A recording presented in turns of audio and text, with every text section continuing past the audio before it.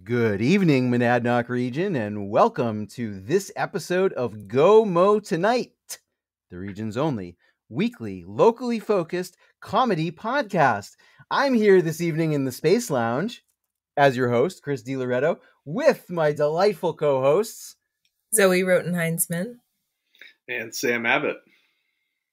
Now, after releasing our very special episode 19, earlier this week, we are recording on St. Patrick's Day. Matter of fact, happy St. Patrick's Day, guys. We are not wearing our green. I apologize, everybody.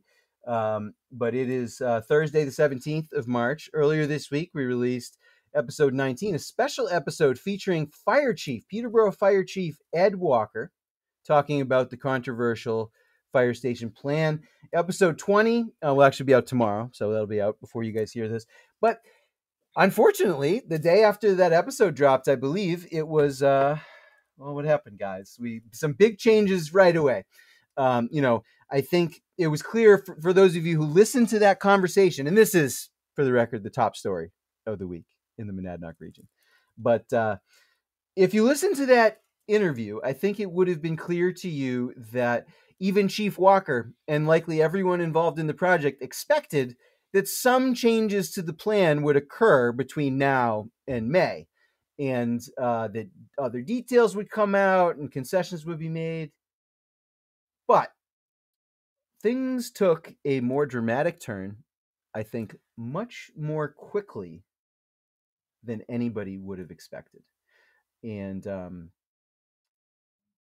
essentially, hopefully, I think everybody knows this by now, but at the in the early stages of Tuesday night's budget meeting, it was announced by Town Administrator Nicole McStay that when in the course of planning for this and seeking out the additional numbers that were being promised, etc., the town reached out to the state bond agency that does the basically the loans, the only loans we're allowed to take as a town in the state of New Hampshire, to talk about this.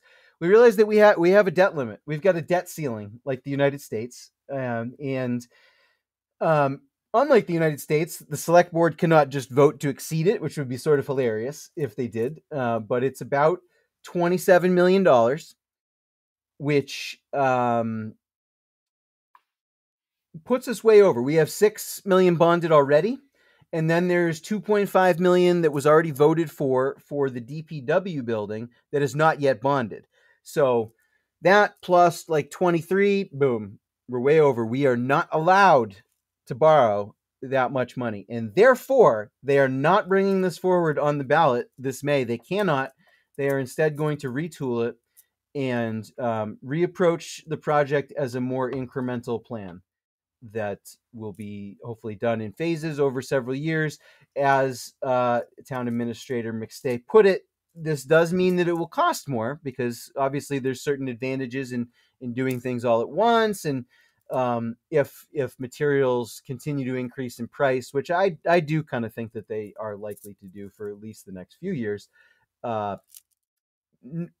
we lose that advantage of doing that now. At the same time, I never thought it was going to pass this year anyway, so I think that we likely would have been in the same boat. So, thoughts on this, guys? Any reactions? So what is going to be hopefully on the ballot in May when we vote is going to be, I think, $2.5 million for like more detailed blueprints and maybe some site work. Is that right? It's just like the first stages of getting everything ready. But I think that's still unclear as to whether that can even be on the ballot because they have to, because of it was already written as a warrant article. And so they're still not sure if they can change it so substantively. Interesting. So it might end up delayed another year anyway for that reason.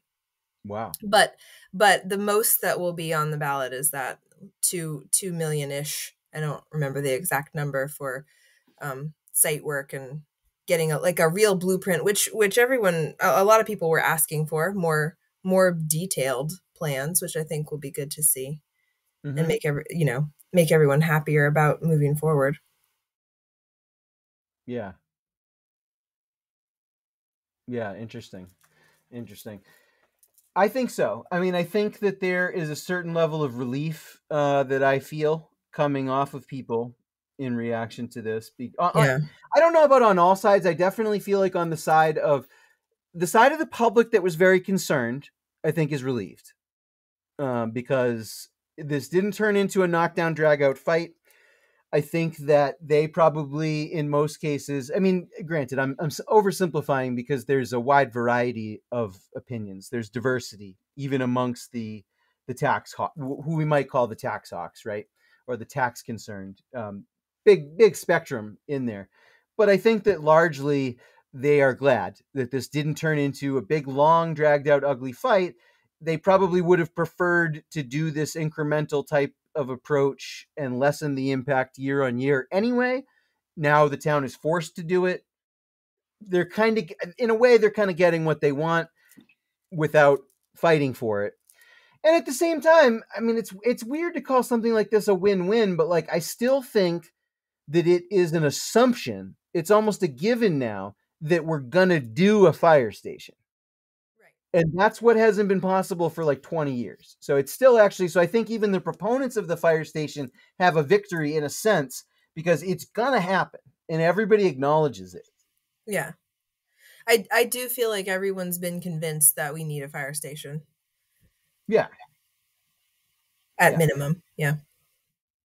And one interesting thing is that, and I could be getting this slightly wrong, so pardon me, but the debt limit, as I understand it, as I heard it in that meeting, is calculated based on like set at 3% of like the town's worth or the town's value, right? Which, like, doing some very crude math, right? If 27 million is 3%, that puts us at around like 890 million or so is what we're worth. That's what the town is worth. So is that like the value of all the properties of the town, like the tax base of the town? I don't know how you calculate that. That's just what it's worth. That's what you can come in. If you come in here with a cool billion, you could have a Peterborough. Yep. You know, Yeah. There you go. Life goals is something to aim for. Yep. Yeah. Exact goals. Yeah. Exactly. You know what I mean? 900 million. What do you want to do? Like with $900 million? a Musk or somebody could just sort of come in here and create a company town. Just grab Peterborough. Yeah. If they wanted to. I don't know. I don't really know how that works. I'm not sure. But it is interesting to know what we are valued at. Not sure he can pull it off without Grimes, not to get too. I know. And Grimes is distracted with Chelsea Manning. I mean, that's just. And did you hear who Elon is dating now? What's that? Elon's dating too. Who's he dating? The OnlyFans star dog girl Jenna or something. Was that true or was that a joke? Was that real? I thought it was real. If it was a joke, I was fooled. I thought it was a joke, but I could be wrong. I've been wrong a lot lately. It's really, I mean, it's almost trite to say at this point that it's hard to tell what is satire and what is real anymore. It's very true. I don't know. I hear almost every day, there's like some weird story that I hear where I'm like I think back to like, I don't know, like some of the last like normal-ish years, right? In the aughts, say, right? I don't know when things totally stopped being normal, but it was definitely, I don't know, let's call it 2012, right? And that's what we should call it. That's what we'll call it. And before then, so it's like 2007 or something. And you told me there's something every single day that I hear that if you told me it in 2007, I would be like, no fucking way. No way. Like I would, and some of them I would have been happy about. I would have been like, yeah, I wish that was real. I wish the world was that weird. You know, This is boring. And no, every day now there's something. So he could be dating the dog impersonator. OnlyFans. Yeah. But my whole point was, I don't think he could get a Peterborough without Grimes. But he would need Grimes. He would need Grimes. I do tend to agree. I hope whatever's going on there works out. I really do. Not so that he can have Peterborough, but for the sake of all of us. For the sake of humanity. For the sake of humanity. Seriously. I mean, it's like, I hate to say that, like, that guy might be important for all of us, but he might be, you know what I mean? Like a really upset and unhinged Elon Musk might actually be bad for all of us. Like that, there could be consequences to that. Maybe we all want Elon Musk to have a happy love life. It can't hurt to wish for it, It can't hurt. Yes. And in our ongoing pursuit to be better, nicer people, of course, we wish all of the billionaires a happy love life.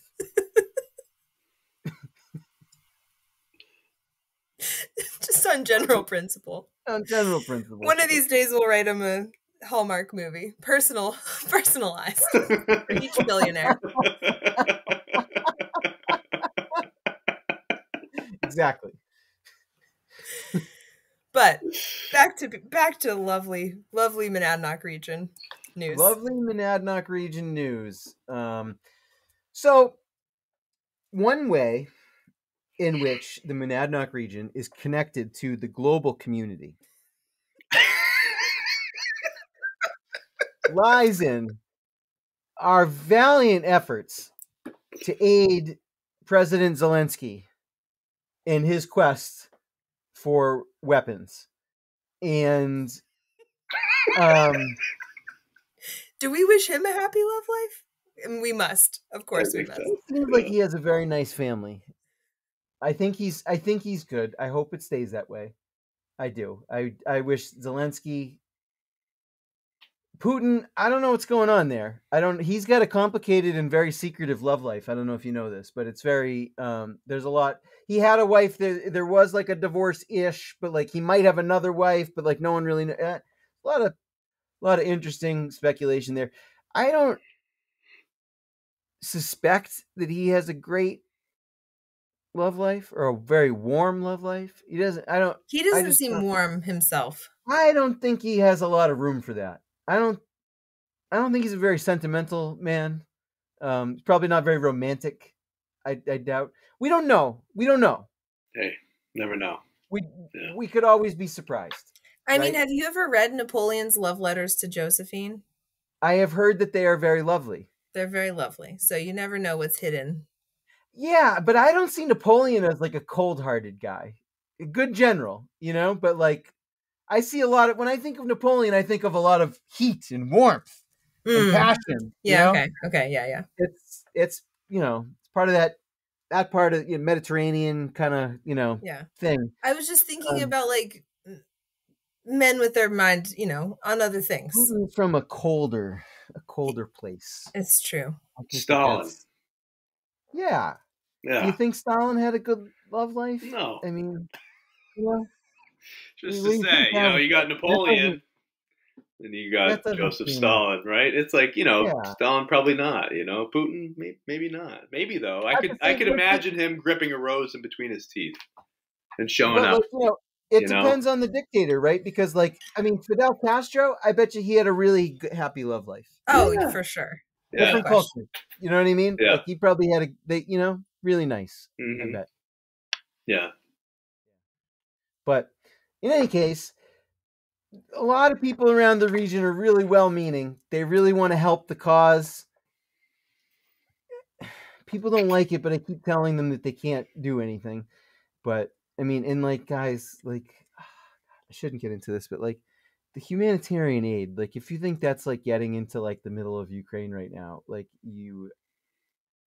it's just not how it works. But give as you are so inclined. People are giving in many different ways. But one thing that comes along with a small amount of regret, because I am really good at screenshotting these things and I'm quick about it because you just never know when something's going to get taken down. And, as I learned in my time as an activist, he who has the screenshots has the power. Anyway, I'm not actually trying to lord this over anybody, but somebody posted in the Peterborough group an opportunity to help. And It's gone now, so I can't read it verbatim, and I didn't even catch the name of the person who posted it. I'm not super familiar, but there's going to be tomorrow night at 6 p.m. local time, which actually this will long have passed by the time you're listening to this, but this will be Friday night the 18th. There were detailed instructions given as to what you need in terms of candles, and you got to carve Putin's name in the candle, and you need a certain colors of construction paper and like a feather and like all kinds of stuff. And it was like a little witchcraft thing that they want to do in unison. It'll like the witches. I don't know if you guys remember. Do you remember when the witches were going after Trump? That was a thing too. Like after Trump got elected in 2016, there was like a whole like the witches. It didn't work then. It didn't. I don't know if it achieved. I mean, he eventually lost, but I don't think that's what they were going for exactly. And I certainly don't think that that's what they're going for here. But this is available. I think it got taken down because people might have started taking it a little bit lightly, which you want to be careful when it comes to people who practice in the mystical arts. A little bit. But especially people who are like posting their Malefica spells online. You know that they'll do it. Yeah. True. And God, seriously, I hope that I don't end up with any candles with my name etched in them because of this program. But I have protection mechanisms as well, so I'm a little bit less concerned, because I play these games too. But I don't know. It was sort of asking for it. I don't know. Oh yeah. I don't feel bad. It was an odd. I only feel bad that we didn't get to see more of what transpired. I was in the car. I caught a glimpse and said, "Oh, this is going to be great." And I thought about tagging Chris, and I thought, "No, it's too soon. Nobody else has done anything yet." Then they'll think I'm trying to instigate, which I indeed was. But you want to show all your cards, though, I believe that the first comment was actually, "Oh my God, this isn't in the Bible anywhere." Just saying. This isn't in the Bible. The Bible did not have an anti-Putin spell in it. Shocker. He was like, I don't think this is in the Bible. Just saying. And I was like, you're right. Right. It's not in the Bible. And then I don't know. I just made a fairly innocuous comment, just saying like, I don't know. It's a Friday night. Like, I don't think I'm going to help. I don't think I'm going to help Ukraine tomorrow night. No. Are you going to ring any bells though? What day is that supposed to be? That was today, I believe, at like 4 or something. 4:20 probably. At 4:20 on Thursdays, the churches downtown, the UUs and the Episcopals and like some other random ones in like other towns are like ringing their bells for like a certain number of minutes, like for the sound healing of Ukraine. For Ukraine, it's for the send solidarity. The sound waves. I don't know. We'll get there eventually. I am at a loss about people's reaction to this. I just don't understand it. I have been trained. Like I have gone through ordeals of fire over the last 2 years to prepare me for people to react poorly to everything and anything that I can think of. And I'm still caught flat-footed. I really am flat-footed. I have flat feet. I don't know. So I'm always caught flat-footed. But I was caught off guard by this. You can't. What do you do?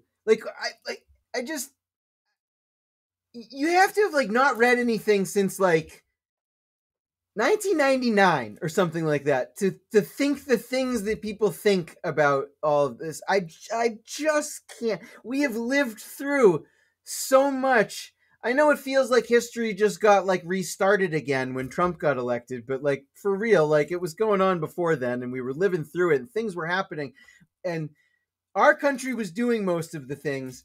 And as this Iraqi man that I met at a pizza place pointed out the other day, maybe we'll get to that story at the end, but I almost just started to say, just like the Iraqi man said, but our listeners wouldn't know what that means. I told these guys. We've been like all I'm just befuddled. It's not, and again, it's not for anybody thinking like it's not. I don't love Putin. He's bad. Invading another country is bad. It's like it's all bad. Like I think he's doing war crimes. It's bad. You know what I mean? Like I do. He's he's killing people. I have been staunchly anti-war since like the 90s. So my position on this is even more consistent than most of my other consistent positions, and so I obviously feel that way. But like just the lack of understanding of like the consequences of our involvement, the success rate of our involvement in international affairs as peacekeepers in the past, like the nature of the nation of Ukraine, like just like all like so many things, that the nature of NATO, like the history of NATO, the recent history of NATO, like just nobody knows any of this. And then they keep having events, and like I'm not trying to shit on the people hosting the events exactly, but they have events now where it's like, come to hear this information session so that you understand Ukraine. And like, I'm sorry, but like if you haven't been reading anything over all that time that I just mentioned, I don't think you should base your new understanding around what you can learn in an hour from whatever random Ukraine expert happens to be out in the hinterlands of New Hampshire. I don't recommend that as a way to understand the world. I'm sorry. No disrespect to the people speaking at these things. I'm sure they're very nice and well-meaning. But again, people who, sorry, but like people who read things like during, say, like the Iraq War, remember the phenomenon of the like person from Iraq, like you can because you can find a person from Iraq to tell you anything, absolutely anything, any point of view that you want to take. You can find somebody from a country that has it, and they can come over here to the middle of nowhere, and like well-meaning upper middle class liberals will just eat it up because in like the social justice hierarchy, like they don't dare question it because that would be unthinkable. And so things get believed that don't usually make a lot of sense. I don't know. Again, I'm not casting aspersions. I don't know anything about any of these specific people. I'm just saying that maybe if you don't know a lot about this at this point, you don't have to. And maybe you need somebody to tell you that. Like, maybe that's okay. Like, maybe your calling, your role, it's not to say you don't have a role in society. It's not to say that you don't have something to contribute. You do. Everybody does. We all have a part to play. But maybe international affairs isn't your part. And that's totally okay. My main goal in all of this is to avoid a nuclear war. We will all have problems if that happens. Potassium iodide jokes aside, it will be a really rough time for anybody who lives. Like, I don't know, to be blunt about it, like there are people who are really upset and believe that we have left the old people behind in like COVID terms, right? You want to see old people get left behind. Wait till you see what happens if we get like bombed out with nuclear bombs. It's not going to be pretty. There's going to be a lot of people left behind. And I don't really want to give weapons to something that escalates a conflict that could lead to that. And from a truly global citizen perspective, I think that should be the top priority. And ringing bell, like, I guess if the ringing bells helps you, if the witchcraft helps you too, good, I guess. I don't know, just what are you wishing for with the bells? Like, what are you wishing for with the witch thing? Is like for Putin to die, as if history is predicated on individuals and their choices, and that getting him out of there would fix Russia. Because as anybody who remembers Russia before Putin remembers, it was great. Things were awesome. It was a very balanced country. They were really big on human rights and social justice. You know, it was a great time and a great pinnacle of democracy. That madman just swept in there. It's like I don't. I have to let these things go. Who was it? It might have been you, Zoe, who's just sort of said to me the other day, like I've stopped reading anything, you know, like, or someone else said it too, like I've just stopped caring, or like I just don't read it anymore. And I'm like, I know, I'm so tempted because it's just upsetting because there is nothing that I can do. Knowing about it doesn't really do anything. And then watching everyone react wrongly to everything all the time, thus lessening my hope that there's a positive resolution for anything. Maybe ignorance really would be better. I don't know. You guys got any thoughts on Ukraine and the bells and the witches?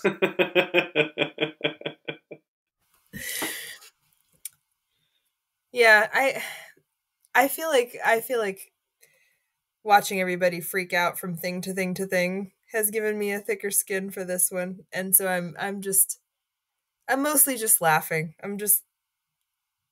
It should have laughing at the witchcraft, laughing at the I'm bells. embarrassed. I'm embarrassed that it didn't give me a thicker skin. It should have. But it hasn't. It's like when people say, like, are you surprised? I'm like, no, I'm fucking never surprised, but I'm always disappointed. You know, like,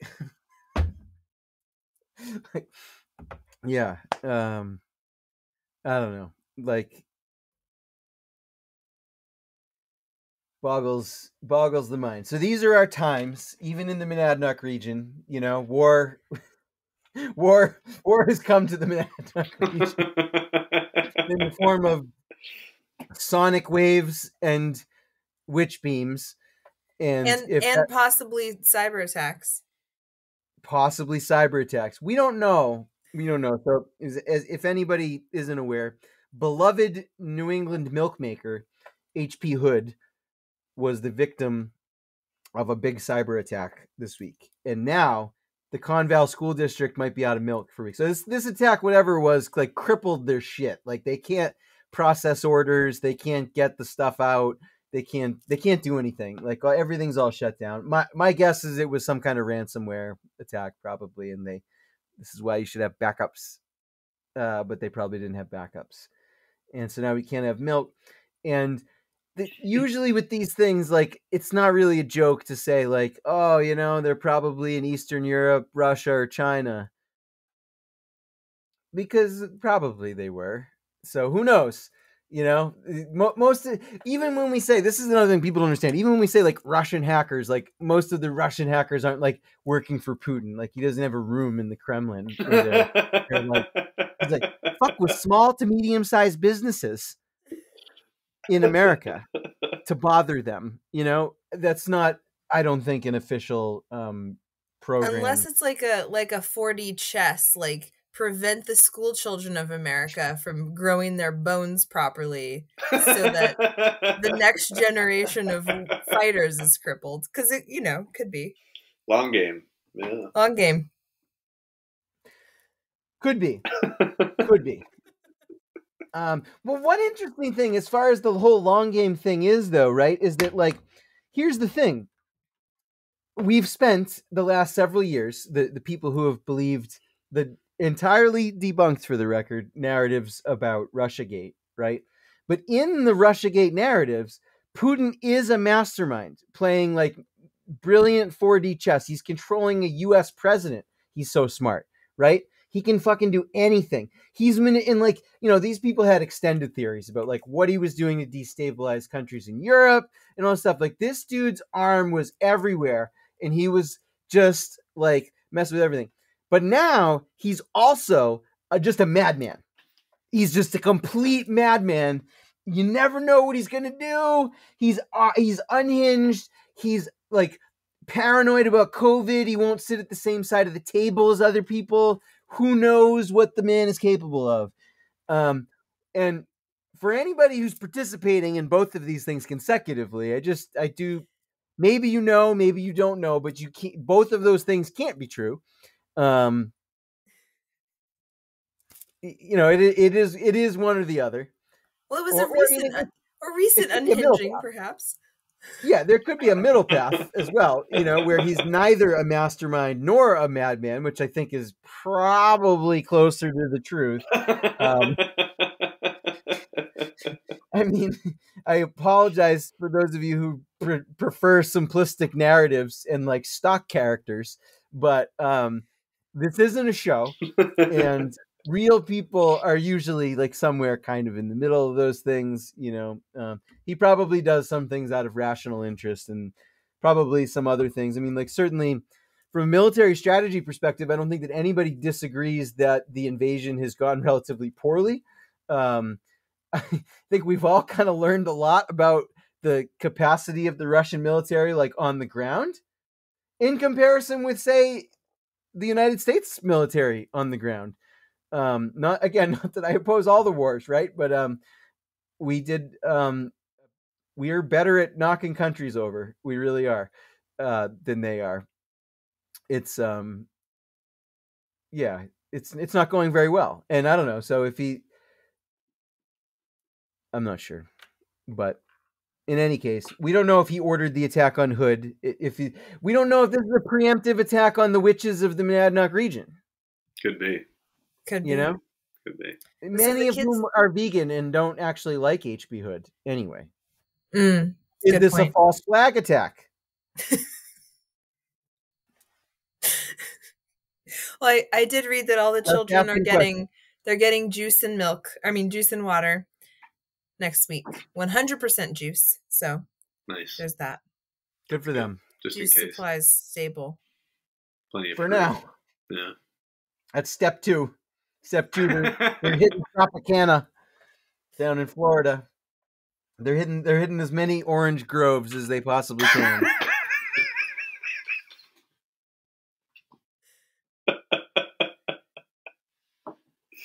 I tell you.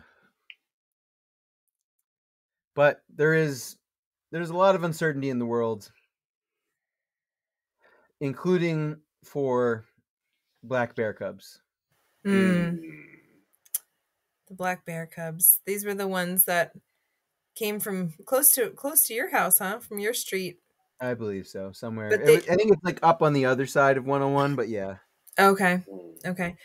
Yeah, the three bear cubs that were rescued, they were erroneously named something like Fitz and Willia or something because they thought they were from Fitzwilliam, but they were from Peterborough.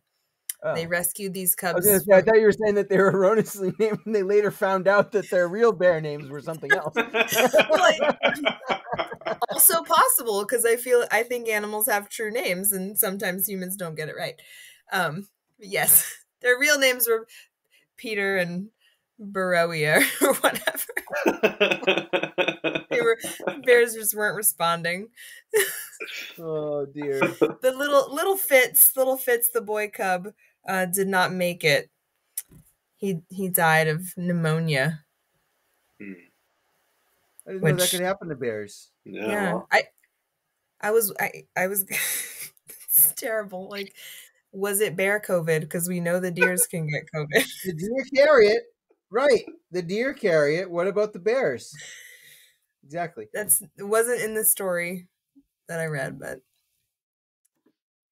people keep getting very upset with me about saying that the bears should all be relocated north of the whites, and I just think it's a practical matter. And people are like, I don't remember if we've talked about this on the program before. This is certainly a conversation that comes up a lot in life, but like a lot of people don't realize this. So like, you take a town like Peterborough, right? And it's actually had a fair amount of like influx of people over the last like 30 or 40 years who like weren't. So like there's not that many people, unlike Sam say, who actually go back in this area for many generations. You know, you have a couple generations and stuff for the most part, but like, and also there's the fact that like Peterborough as we know it doesn't have the true past of a lot of New England towns. I mean, it was really sort of invented in like 1900 or so.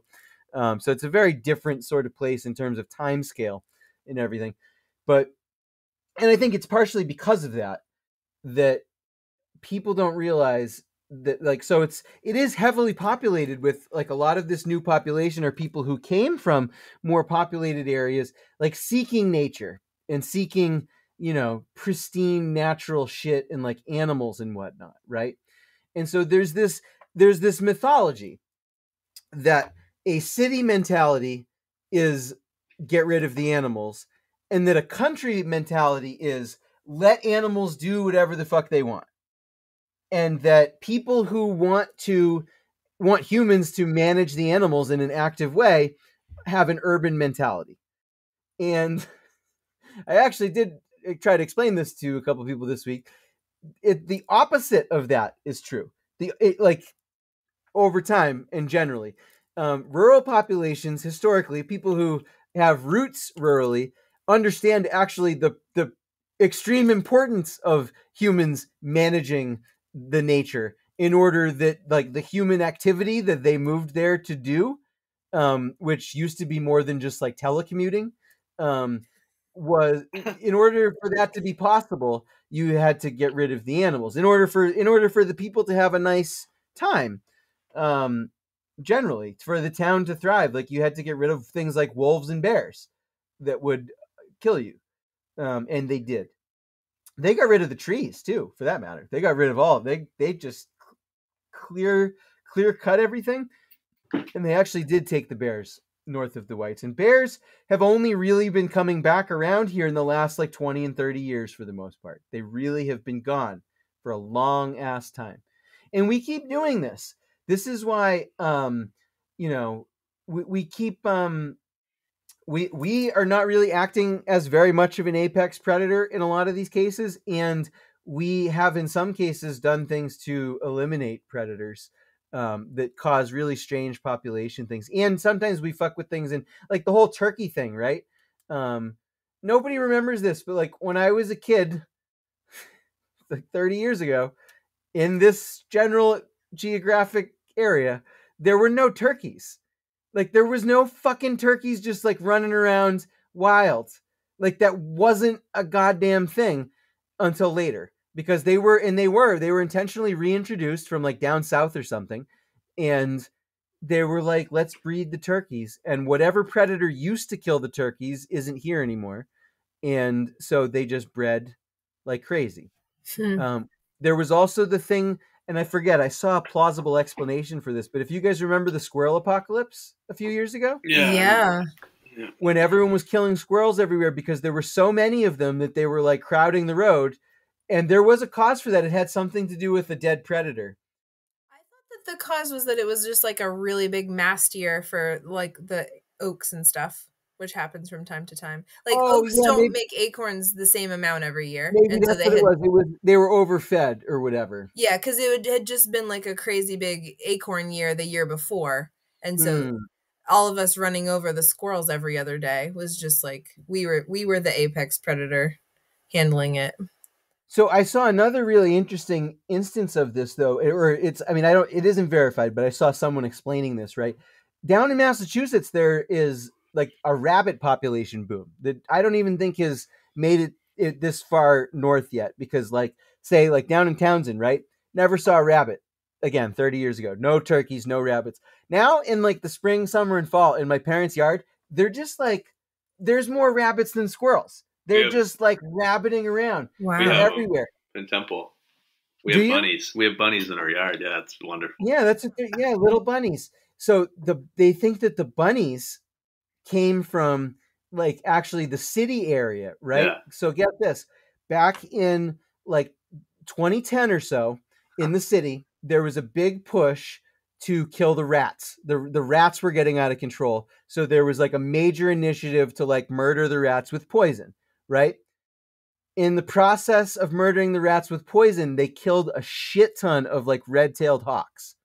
Wow. Red-tailed hawks eat the bunnies. Wow. And so there were like no red-tailed hawks around for like a couple of years, and also no rats because they were poisoned. But they didn't kill any rabbits on purpose. And the rabbits probably weren't in the center of the city where they were poisoning the rats, you know? And so rabbits, they bred like rabbits, you know, like the expression goes. They have 2 uteruses. I just found this out. That's one reason that they have so many babies. No shit. Because they can like be pregnant twice at the same time. That's so weird. It's so weird. Like, can they be pregnant with like different timings? Like they're a few months along on this one, and like, weird. That's amazing. Yeah, that's wacky. Yeah. They do exist down there. I remember walking around in Lowell, like Lowell, very much so Lowell, and there's like, you know, I mean, like you almost step on a syringe in one foot, and then there's like a bunny on the next step, and they're just little bunnies all over the place. I'm like, this is so. My friend's like, yeah, man, it's fucking. He lived down there. He's like, it's wicked strange. There's just rabbits everywhere down here. Like what? Yep. Bizarre. Yeah. But the reason that this came up in a conversation is because rats are a problem again. So like the killing of them worked for a while, but they haven't been doing poison, and now people everywhere in like Somerville, like all these places are like, we need government action on the rats. Like they're everywhere. Like they're like, when they get like this, they get very fearless. They just sort of like come out and like take things from people. And, my God. And like, I mean, have you guys ever been up close with like a city rat? No, dude. Fuck that. Yeah. In New York. I thought it was a cat. Oh my God. They're huge. Yeah, they're big. They're huge. Oh they my are God. Big motherfuckers, and they are terrifying. Oh my fucking God. I remember this one time. So I had it in my head. I had this mythology in my head that like rats didn't climb, or that they didn't really go high. Because, and one of the reasons I thought that was because, I was living in Boston, right? And everybody lived up on upper floors, right? And everybody had mice. There were always mice. I've had more mice issues in the city than I ever have out here, right? Yeah. And so we all had mice and stuff. So it was understood that like mice would be like in the walls and they would climb up and stuff. But like rats were never in the buildings, really. They were, you know, like they didn't seem to climb up. And there was just this one time I was working on Newbury Street, right? And in the alleys in between the streets, that's where you go to smoke, you know? And I'm smoking out there, and I just hear something like above me, just like right, like I turn my head, and like they're just like trotting down a goddamn fire escape, like right above me. It's just like just like this big motherfucking rat. And I would see rats back there all the time, like rats in the alleyways, like super common, right? You know, sure. And I'd never liked them, and they always like I don't know, like I know the rat's not going to do anything to me, but anytime I like would see one run outside, I'd be like, you know, like fucking rat. Fuck. Yeah. I don't know. You just said they were stealing things from people. I think that they can steal things from them. They obviously can carry plagues and shit. Like they're not entirely safe. Like you don't really, you know, like they can't. They're not going to bite your jugular, you know. But like, I mean, prove it. All right, that you know, they're not known to do that. I know of no tales of them doing that. Speaking of tails, the tail too, right? Fucking things are. Oh my God! So just absolutely just nasty creatures. Yeah. You know. Ugh. But all things being equal, good God, there isn't like bears don't run around. Like there's no creature that we're going to imbalance by getting the bears out of here. You know what I mean? Like they're not like a primary predator of anything. Like they, you know, they take berries and shit that other animals could eat. You know, I don't like them. I don't think we need them for anything. You know, like I don't like, why must we be subjected to, why do we have to share the land with the bears? There's plenty of wilderness that they can have. Put them on a reservation.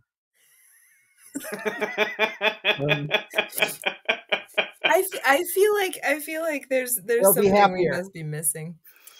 There's some way that they're like connected in the web of life that we would find out at our peril. I mean, again, if we got rid of them all. Whatever it is, though, whatever it is was absent up until a couple generations ago. You know what I mean? So like, whatever they are contributing now, I haven't noted. You know what I mean? Like I'm not sure what's gotten better that they've really done. And like, you know, I know they don't attack anybody. I know, but they're the only thing other than moose. They're the only thing that could kill you. And we got enough. When the deer with the COVID. The deer with the COVID. But they got to breathe the rats. On you. They have to breathe on you. And the thing with deer is that they're just never going to get close enough to you to like breathe in your face. It's not, like, when are you ever going to be 15 minutes within 6 feet of a deer? You know what I'm saying? Never going to happen. Never. No. I wish I almost, because I like deer and I would hang out with deer for 15 minutes, but they would never hang out with me for that long. They're not that kind of creature. They can try to gore you though. I know that. Like their antlers, it has happened. Like it's very unlikely, but they in theory can gore you. But I think that would really be like a cornered with no escape sort of situation. Mm. They're always going to run away rather than try to kill you.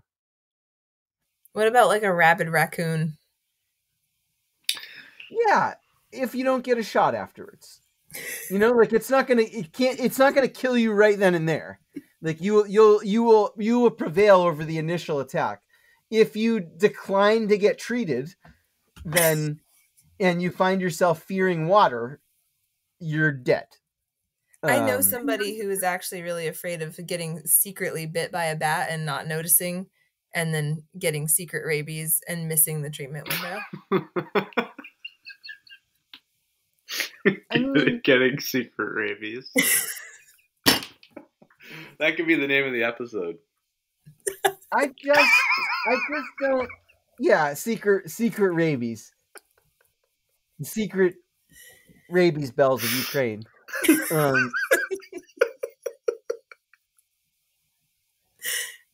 Secret rabies and broomsticks. Yeah,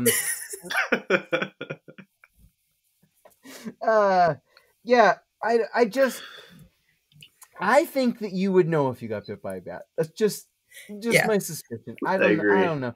I don't think it's like a bed bug where it like, you know what I mean? Like where it like it happens and it just like makes little bites in you when you're asleep. Like I don't think bats are like that. Like they're mammals for Christ's sakes, you know? Yeah. It's like not me, just for the record. I know. I'm not arguing with you. I'm just for anybody out there concerned about a secret bat bite. You'll know. You're gonna know. And you know what? If you wake up with a weird bite mark on you, I bet you could convince somebody to give you a rabies shot. Just on that, like just on the suspicious bite. You know, like I got bit by something. I don't know what the fuck it was. Might have had rabies. What do you say? They would probably say no to you at first, but if you... Come on, Doc. Yeah. Just one shot. We got enough things to worry about, Doc. You know what I mean? Like, just help me out with this. You know? Give me the peace of mind. Like, if I got pricked by a nail on the playground or whatever, I'd probably get a tetanus shot, even if we didn't think that the nail had rust on it. You know what I mean? Like, we'd probably do it anyway. Right? Why should rabies be different? I don't know. Probably shouldn't. This is bats why are another one. Bats freak me out too. Those little fuckers get too close to you. You know, like rats. It's like they're getting close to you to eat the mosquitoes out of your yard, though. I know. I kind of like them, and they never hit you. That's the thing, is that their magic sonar or whatever. Whether that's a myth or not, I don't know. I feel like every year somebody's like, you know, bats can actually see. And then other years they're like, no, it's sonar. And then other years, I think they're not blind, but that they use sonar to hunt. I think it's a both. But in any case, they never hit you. Like they'll be flying all around, and like they never. I mean, I'm sure if you walked into a cave, like you see in a movie, and they like flew all out, but that doesn't happen. Like you're not gonna. None of us are gonna be walking into a cave. You know what I mean? Like that's not gonna come up. You know what though? Attics. You have bats in the attic, and you're like, we had an issue in ours, and I'm like, I'm like, you got to get through the closet to go up into the goddamn thing. I'm like, nobody's been up here for God knows how many fucking decades, and so here I go, poking my head up, and I'm like, I don't want to stick my head up there and have a fucking bat come and hit me in the head, you know? Yeah. I have that fear too. No, I'm 100% with you there. I would be very uncomfortable in that situation. I don't like that at all. No, I would probably like shove a broom up there and like wave it around or something first, and see if anything moves. You know what I mean? See if anything responds. Yeah. You know what my dad told me though? I didn't realize this, but like if you so because they've had a couple of bats like flying around in the house because they made it down the chimney. Wow. A couple of years ago, it turned out they had a nest. They had a guy come and clean it out. It's not there's a cap on it now. It's not like that anymore. But when it was, but apparently this is what you do. It's actually better. It's actually easier to deal with like a bat that's flying around your house than a bird, right? Because if you take like anything, right? But it's really easy to do with like a blanket or something, right? And it's like flying around. Like strike it. Like throw the thing in the air so that the thing will hit it. Like you just need to like come into contact with it or something, and it will drop to the floor. Like the bat will instantly fold up its wings and drop like to the floor, like as if it's dead. And you can then use the cloth to pick it up and like just walk it outside and toss it. Wow.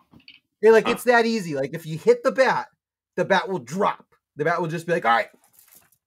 Wow. And you can pick it up then and just take it outside. And it looks like a little bird is not going to do that. The bird's just going to keep flying. Even though I like birds more, I really do. You can go up in your attic, Sam, with like a towel, like swing it around, hit some bats, and then just pick them all up. You'll be good. Carry them out. When I was growing up, they had the big house in Wilton, and I remember when I was little, my cousins were a little older than me. They would there were two attics, but there was the big barn attic above, what was the barn at one point. We'd walk up there. There were, lofts and, it was a big fucking fun play area for us. But they had a bat up there that was like super bat, like fucking big, like wingspan bat, and that's scary. I mean, that's terrifying. Having like because you see the little tiny fucking black ones everywhere at nighttime in the summer, but to have one that's like, a big old meaty fucking bat flying around. I mean, I don't want anything even remotely like that in my life, No. The reason why I live up here, Right. Fuck that. I don't want alligators. No, thank you. No. Any of that kind of shit. You can keep it. I'll take the snow reluctantly. Get those bears out of here. Yeah. I'm with you. Then it'll be paradise. At least the bats eat mosquitoes. You know what I mean? Like at least they do that. That is a contribution. And they eat a lot of them. They eat like millions of them. Like millions of mosquitoes they take out for us. Good. Then. I mean, that's a bug. That's a thing that I would want to eradicate is just mosquitoes. Oh yeah, absolutely. Fuck them. They have no place in the food chain. Like there's no purpose for them. We don't need them. What about deer ticks? Them too. Yeah. 100%. 100%. Kill them. Well, one of the reasons that deer ticks and Lyme disease is such a difficult thing to do is that in the early 20th century, when they used poison to basically like not eradicate, but like kill the fuck out of mosquitoes, right? When the government did that initiative, government agencies began tracking mosquitoes, and they have so there's this tracking mechanism that has existed for like 100 years for mosquitoes because of this. Deer ticks and Lyme disease are both brand new things. Like nobody had fucking deer ticks or Lyme disease basically before we were alive, which is crazy to think about. Right. And so there has never been an eradication attempt. There has never really been any serious coordinated government effort to do anything about it. So there's no tracking of the ticks.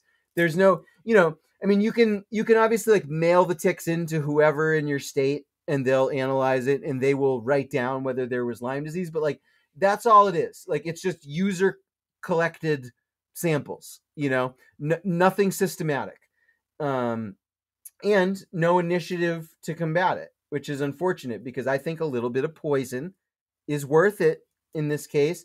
The ticks are getting worse.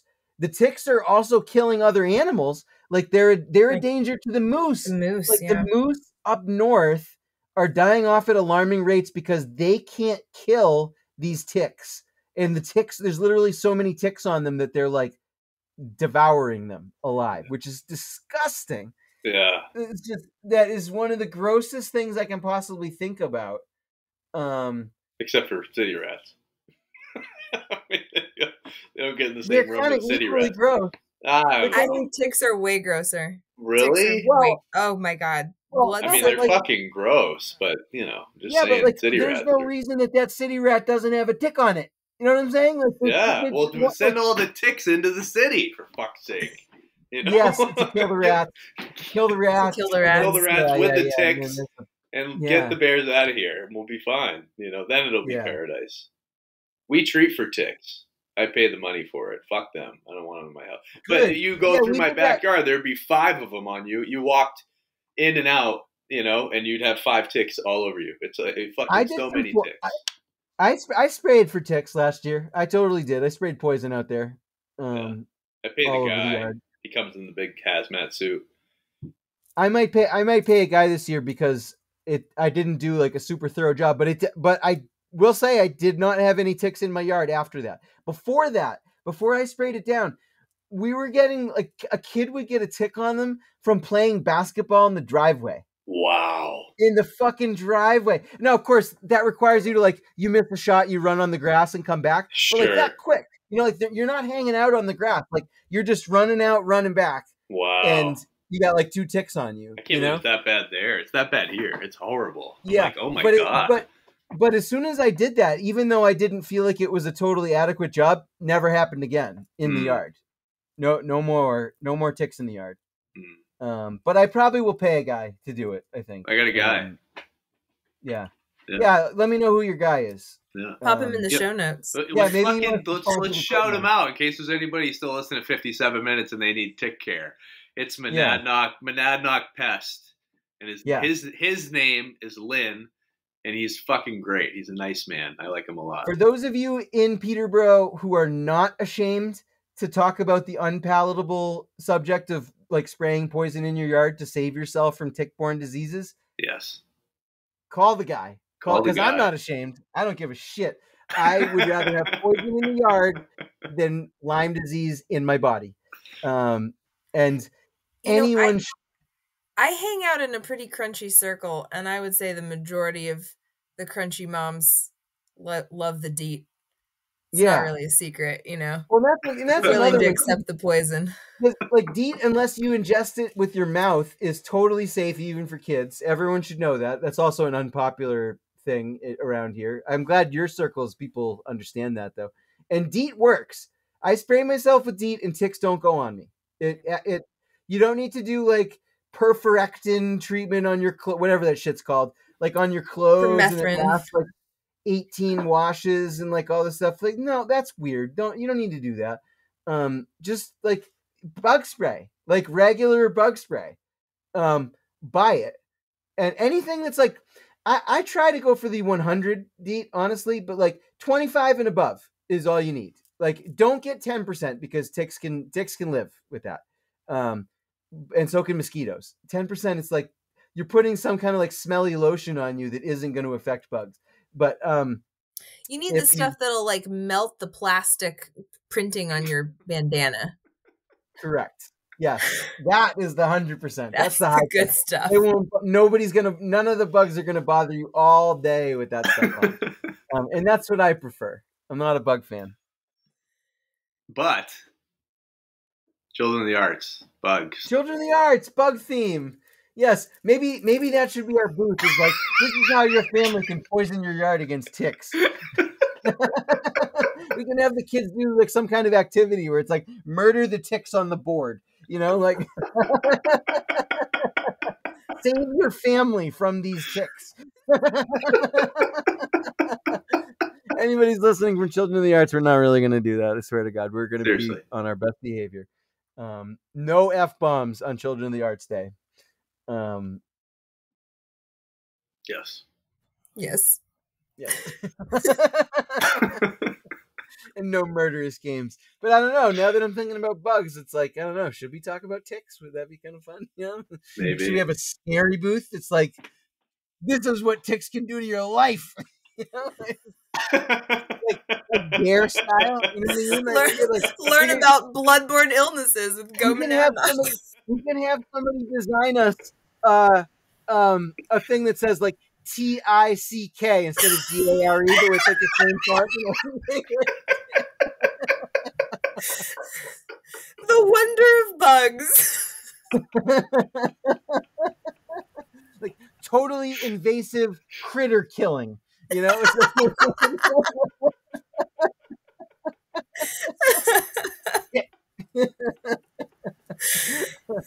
Tick to keep a kid off Lyme.